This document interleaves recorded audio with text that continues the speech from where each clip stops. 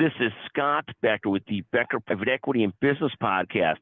And I'm thrilled today to be joined by a terrific, brilliant lawyer, Jason Greis. Jason spends a ton of time, particularly in the dialysis sector, amongst other sectors as well. He's going to tell us a little bit about what trends he's watching, a little bit about his background, and a lot more. Jason, can you take a moment and introduce yourself and tell us a little bit about your law firm and what you do? Sure. Thanks, Scott. And it's a pleasure to join you, and thank you so much. So I'm a corporate healthcare partner with Bensch here in Chicago. I focus on deals and regulatory issues and investigations on behalf of healthcare providers. As you mentioned, I spend a lot of time in the dialysis and nephrology space, but also a ton of time in cardiovascular, vascular surgery, and the radiology spaces. Represent a ton of practice groups, office-based labs, surgery centers, and then national management companies as well. And then work closely with a bunch of trade organizations, including serving as outside counsel for both the Renal Physicians Association and the Outpatient Endovascular and Interventional Society. Fantastic. And sort of let's take a look at those spaces very quickly.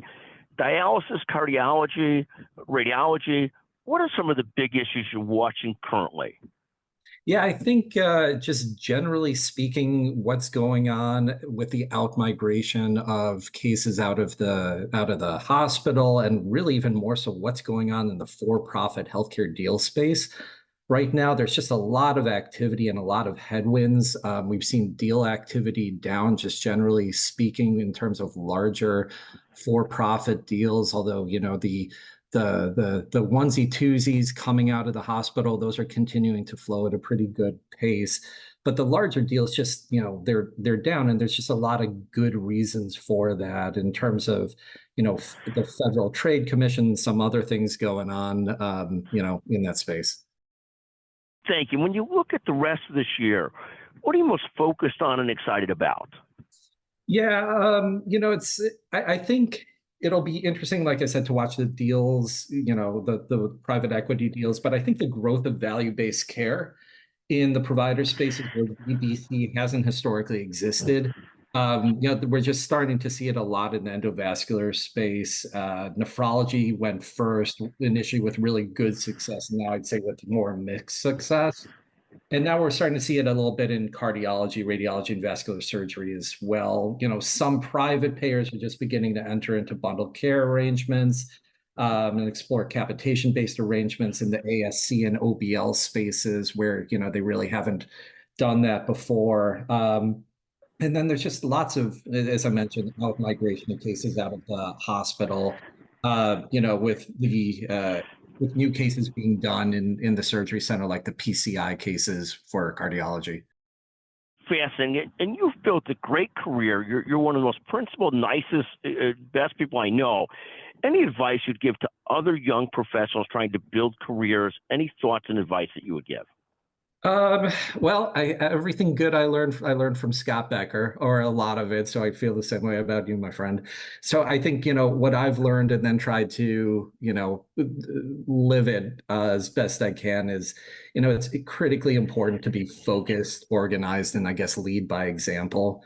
You know, and what do I mean by that? You know, focus your time and activities in places that are intended to maximize both your personal and professional ROI, you know, regularly refer back to your vision and guiding principles, and then really just put your nose down and do it. And, you know, with the hope that others will kind of join in as you know, effectively delegate where you need to do it. And I'll ask you one complicated question, Jason. In this, you don't have to answer if this is too difficult a question for you.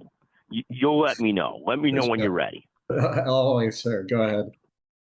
Is David Pivnik as smart as he thinks he is, or is that overrated? I mean, I think he's very smart. I call him brilliant. I'm afraid it goes to his head sometimes.